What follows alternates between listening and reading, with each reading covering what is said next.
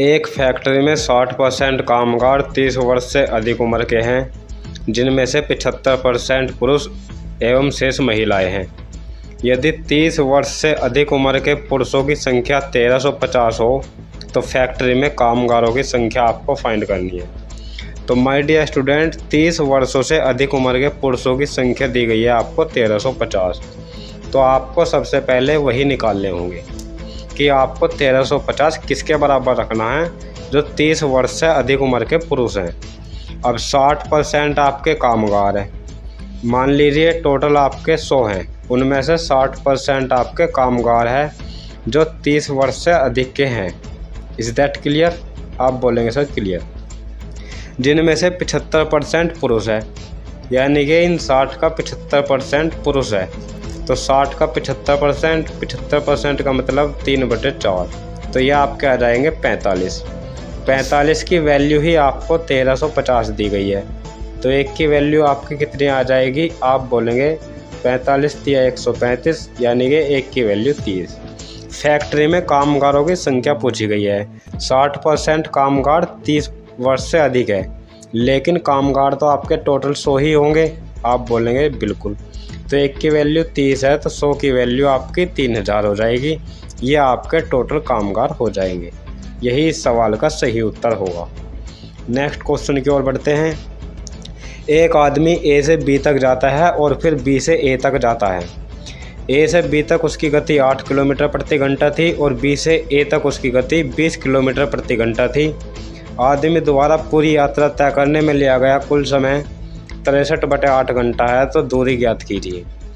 मान लीजिए सबसे पहले आपको औसत दूरी ज्ञात करनी होगी 2xy/x+y से। 2xy/x+y।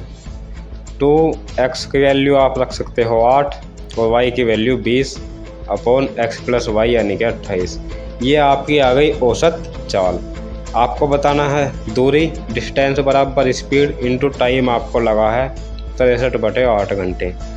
Is that clear? आप बोलेंगे सर क्लियर है। Now you can solve this question further. 7 चौक 28, 7 निम 63, और यहाँ अब आप देख लीजिए 4 या 8 से 8 कैंसिल, 4 पंजे 20 और 5 दूनी 10 निम 90, यानी ऑप्शन बी सवाल का सही उत्तर होगा। Next question. 12 व्यक्ति 7 दिनों में 1.5 किलोमीटर लंबी सड़क बनाते हैं, तो 28 व्यक्ति 12 किलोमीटर लंबी सड़क को कितने समय में बनाएंगे? तो ये आप सोल्व कर सकते हो और आपका आंसर आ जाएगा। तो ये आप 0 बढ़ा सकते हो पॉइंट को काट कर। 15 × 120 और ये 7 चौक 28 और 4 दूनी 8 और 12 दूनी 24 इस सवाल का सही उत्तर हो जाएगा ऑप्शन नंबर सी।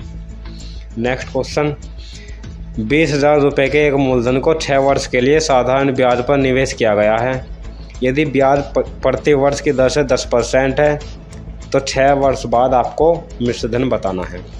एक साल में 10% साधारण ब्याज मिलेगा तो 6 साल में 60% ब्याज मिलेगा। अगर ब्याज आपका 60% होगा तो अमाउंट आपका 160% हो जाएगा।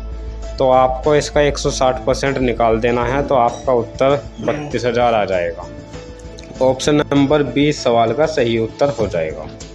नेक्स्ट क्वेश्चन आपके सामने है। सबसे लंबी छड़ की लंबाई आपको बतानी है, जिसे हम एक कक्ष में रख सकते हैं, जिसका आयाम 10 मीटर, 10 मीटर और 10 मीटर है। यानी लंबाई, चौड़ाई और ऊंचाई आपकी 10 मीटर दी गई है। तो इसका मतलब वह जो आपका होगा एक घन बना हुआ होगा। Is that clear? तो आपको बताना होगा घन के अंदर अधिकतम लंबाई की छड़।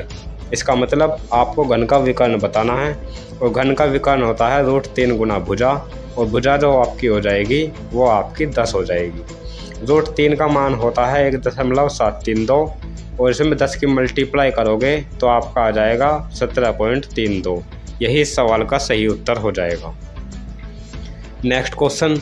20 लड़कों का औसत वजन 89.4 है, मगर बाद में पता चला कि एक का वजन 87 किलोग्राम के बदले गलती से 78 किलोग्राम लिख दिया गया। तो सही औसत क्या है? तो माय डियर स्टूडेंट, आपका 20 का औसत कितना है? आप बोलेंगे 89.4 है। लेकिन ये तब है जब 87 के बदले आपने 78 लिया। इसका मतलब अगर आप 87 ही लेते तो आपका औसत थोड़ा सा बढ़ जाता, तो आपका योग कितना बढ़ता 9, औसत कितना बढ़ता 20 से भाग कर देंगे क्योंकि यहाँ पर 20 लड़के हैं। इसका मतलब 0.45 औसत आपका और बढ़ जाता, तो आपका 89.85 इस सवाल का सही औसत आ जाता। यानी ऑप्शन नंबर डी सवाल का सही उत्तर हो जाएगा। चलिए नेक्स्ट आगे की ओर बढ़ते हैं। 29 रुपये प्रति लीटर के मूल्य वाले दूध में पानी को किस अनुपात में मिलाएं ताकि मिश्रण का औसत 25 रुपये प्रति लीटर हो जाए। तो माय डियर स्टूडेंट, आपको जो है 29 रुपये प्रति लीटर वाले मूल्य में दूध में पानी को किस अनुपात में मिलाना है। माय डियर स्टूडेंट, उसी अनुपात में तो आपको मिलाना होगा ताकि आपका ये 29 कट जाए और 25 और 4 एक ही ऑप्शन का योग 29 का मल्टीपल होगा, तो इस सवाल का यही उत्तर हो जाएगा। Is that clear? आप बोलेंगे सर क्लियर। नेक्स्ट, 110 मीटर लंबी एक ट्रेन 58 किलोमीटर प्रति घंटा की चाल से चल रही है। समान दिशा में 4 किलोमीटर प्रति घंटा की चाल से चल रहे एक राही को कितने समय में पार कर लेगी। तो आपका समय बताना है। समय बराबर दूरी बटे चाल। दूरी आपकी 110 हो जाएगी और चाल आपकी घट जाएगी क्योंकि एक ही दिशा में है, तो ये आपका कितना आ जाएगा, ये आ जाएगा 54। लेकिन ये आपका किलोमीटर प्रति घंटा में है, तो 5/18 से आपको मीटर प्रति सेकंड में बदलना होगा, तब आपका सेकंड में उत्तर आ जाएगा। 18 या 54 और 5 से 22 बार कट जाएगा, तो ये आ जाएगा आपका ऑप्शन नंबर सी 7 से ही 1/3। इतने समय आपका लग जाएगा। नेक्स्ट क्वेश्चन, 12 वस्तुओं का CP बराबर है 9 वस्तुओं के SP के लाभ परसेंट बताना है। 3 चौक 12 और 3 तिया 9, तो CP आपका 3 है और SP 4 है, यानी 1/3 का प्रॉफिट है, तो ऑप्शन नंबर 20 सवाल का सही उत्तर हो जाएगा। आपको इसमें इकाइयों को बताना है। आपने एक संख्या इसमें देख ली 35 की आप कुछ भी पावर करो, यानी कि 5 की कुछ भी पावर करो तो इकाई 5 आएगा, और 7 और 3 की कुछ भी पावर करोगे तो आपकी संख्या विषम आएगी, और 5 की अगर विषम संख्या यानी ओड संख्या में मल्टीप्लाई करोगे तो आपका इकाई अंक 5 ही आएगा, तो ऑप्शन नंबर सी सवाल का सही उत्तर होगा। एक स्कूल में 378 छात्राएँ और 675 छात्र हैं। स्कूल को 2 सख्ती से छात्रों तथा छात्राओं के सेक्शन के आधार पर बांटा गया है, और स्कूल के हर सेक्शन में विद्यार्थियों की संख्या बराबर है, तो स्कूल में कितने सेक्शन है ये आपको बताना है। तो आपको बताना होगा सबसे पहले इस सवाल में आपका HCF कितना है। आप बोलेंगे सर बिल्कुल बताएंगे। 3 से काट लीजिए, 3 से काट लेंगे तो आप इसे लिख सकते हो 12 तिया 36 और 3 छंग 18, 3 दूनी 6, 25 तिया 75। इसे लिख सकते हैं 14 निम्मा 126, और इसे लिख सकते हैं 25 निम्मा 225। यहाँ तक कोई दिक्कत नहीं है माय डियर स्टूडेंट, इसे इस प्रकार से लिखा जा सकता है। अब यहाँ आपका HCF क्या आ जाएगा, 3 आ जाएगा और ये आपका 9 आ जाएगा, ये आपका HCF हो जाएगा। अगर आप इन्हें भाग करोगे 9 और 3 यानी 27 से भाग करोगे तो आपका ये 14 बचेगा, और इसे 27 से भाग करोगे तो ये आपका 25 बचेगा। ये आपके सेक्शनों की संख्या हो जाएगी, इकाई अंक 9 आएगा, तो 39 इस सवाल का सही उत्तर हो जाएगा। एक व्यक्ति अपने सामान पर क्रय मूल्य से 25% अधिक अंकित करता है। इस सवाल को बाद में करवाता हूँ, पहले इस सवाल को करते हैं। एक अर्धगोले का कुल पृष्ठीय क्षेत्रफल 1848 सेंटीमीटर है, तो अर्धगोले की त्रिज्या बताइए। अर्धगोले का कुल पृष्ठीय क्षेत्रफल आपका हो जाएगा 3πr², 3 गुना 22/7 r² बराबर आपका 1848। यहाँ तक कोई दिक्कत किसी भी स्टूडेंट को नहीं होनी चाहिए।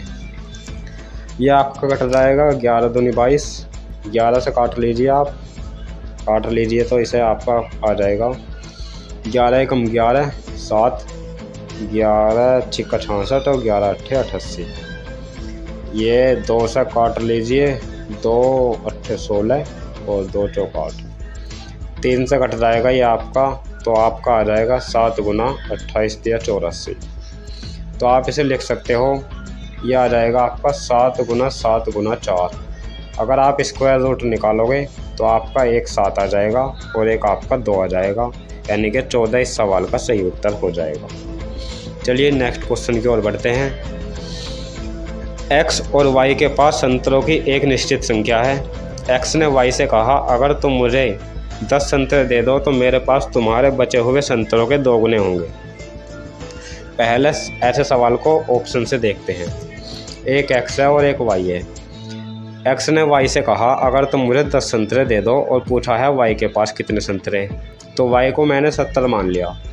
अगर 70 सही है तो अगर ये 10 संतरे दे देगा x को तो y के पास 60 बचेंगे, और y के पास जब 60 बचेंगे तो कहा है, x ने y से कहा, अगर तुम मुझे 10 संतरे दे दो तो मेरे पास तुम्हारे बचे हुए संतरे के 2 गुने होंगे, यानी कि 120 होंगे। यहाँ तो कोई दिक्कत? आप बोलेंगे सर कोई दिक्कत नहीं। लेकिन y ने कहा, अगर इसके पास 10 संतरे मिलने के बाद 120 है, इसका मतलब 110 रुपये x के पास पहले रहे होंगे। आप बोलेंगे जी सर। y ने उत्तर दिया, अगर तुम मुझे 10 संतरे दे दो तो मेरे पास उतने होंगे जितने तुम्हारे पास। अगर इसमें से मैं 10 दे दूँ y को तो y के पास तो 80 होंगे और x के पास 100 बचेंगे। ये तो बराबर नहीं होंगे, इसका मतलब 70 सवाल का सही उत्तर नहीं है। अब ऑप्शन बी 50 मान लेते हैं। y के पास हमने माना 50 है। अगर ये 10 संतरे दे देगा तो इसके पास 40 बचेंगे और इसके पास 80 हो जाएंगे, इसका मतलब पहले 70 रहे होंगे। अगर ये 10 संतरे y को दे देगा तो y के पास 60 हो जाएंगे और x के पास भी 60 हो जाएंगे। यही सवाल में कह रहा है, और बराबर हो जाएंगे, तो इसका मतलब 50 ही इस सवाल का सही उत्तर है। चलिए अब सवाल देख लेते हैं ये वाला, क्योंकि ये आपका थोड़ा अच्छा सवाल है। एक व्यक्ति अपने सामान पर क्रिया मूल्य से 25% अधिक अंकित करता है। 40% सामान अंकित मूल्य पर, 35% सामान 12% छूट पर और शेष को 16% छूट पर बेचता है, तो उसका लाभ बताना है। तो मान लीजिए 40% का मतलब 2/5 और 35% का मतलब 7/20। तो आप मान लीजिए कि टोटल वह 20 सामान है। Is that clear? आप बोलेंगे सर क्लियर है। तो 20 का 40/5 कितना आएगा? 5 चौक 20। 20 का आपने टोटल सामान 20 माना, इसका आपको 40% निकालना, यानी 2/5। 5 चौक 20, 4 दूनी 8। तो यह आपका सामान हो जाएगा 8। यहाँ तक किसी भी स्टूडेंट को कोई दिक्कत हो तो पूछ सकता है। आपने मान लिया कि ये 800 है, CP है, अपने पास से 0 लगा लीजिए। और ये 35% आ जाएगा आपका कितना? 35% आ जाएगा 7। बचा कितना? 8 7 15, टोटल 20 माना था, तो ये आपका 5 बचा, तो आपका आ जाएगा 50। ये आपका CP है। तो CP आपका कितना हो गया? आपका CP हो गया कुल मिलाकर 2000। चलिए आगे बढ़ते हैं। इसने इस सामान को 25% अधिक अंकित करा है और 40% सामान को अंकित मूल्य पर ही बेच दिया, यानी जो 800 है इसे 25% अधिक अंकित करके बेचा है, इसका मतलब 5/4 में बेच दिया। अब ये जो 700 है, पहले इसे 5/4 पर अधिक अंकित करा है, लेकिन इस पर छूट भी दी गई है। छूट दी गई है माय डियर स्टूडेंट कितने की? 12% की, यानी कि 88% में इसे बेचा गया है। और ये जो 500 है, इस पर भी पहले इसे बढ़ाया गया है 25% और फिर इस पर 16% की छूट दी है, यानी 84% में बेचा गया है। ये आ जाएगा माय डियर स्टूडेंट 4 दूनी 8, यानी कि 1000 प्लस ये आपका आ जाएगा 2 0 से 2 0 कैंसिल, 22 चौक 88, 22 पंजे 110, 11 सत्ते 77, यानी कि 770 प्लस ये 2 0 कैंसिल हो जाएगी। ये आ जाएगा 21 चौक 84, 21 पंजे 105 पंजे 525। ये आपका कुल मिलाकर आ जाएगा SP 5 7 1295, यानी कि 2295। 2295 ये आपका क्या आ गया? ये आएगा आपका SP। 2000 रुपये का सामान खरीदा था और 2295 में बेच दिया, तो कितने का प्रॉफिट हुआ? आप बोलेंगे 295 का प्रॉफिट हो गया। किस पर? 2000 पर। तो आप 20 से भाग कर देंगे, क्योंकि परसेंट में बनाने के लिए 100 से मल्टीप्लाई भी करोगे, तो आपका आंसर आ जाएगा ऑप्शन नंबर D, और यही इस सवाल का सही उत्तर हो।